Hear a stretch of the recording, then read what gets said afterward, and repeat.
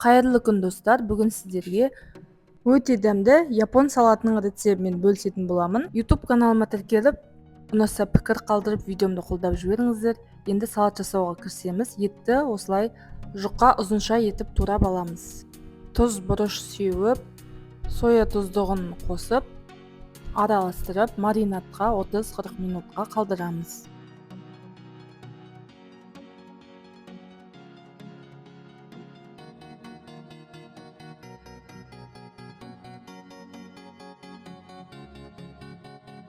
Қызған табаға сұйық майымызды құйып, маринадталған етімізді қуырып аламыз.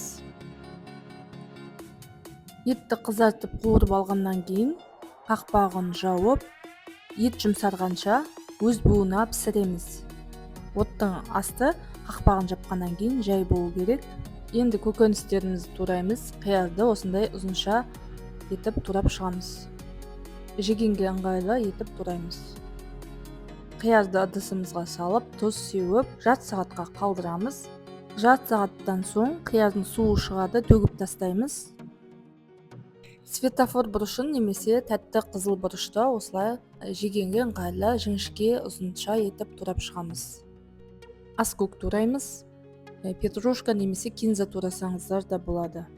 Қызыл пияз немесе осындай ақ пияз тураймыз. Мінекей біздің етіміз пісті.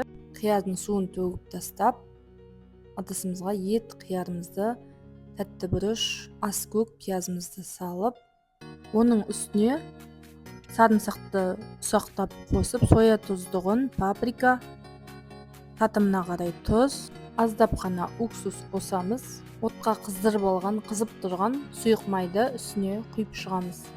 Бұл салатқа аздап күнжіт майын қоссаңыздар болады, менде болмай қалды, сәл дәмін келтіреді. Мінекей біздің өте дәмді салатымыз дайын. YouTube каналыма тіркеліп, достарыңызбен бөліссеңіздер болады. Келесі жаңа видеода кездескенше.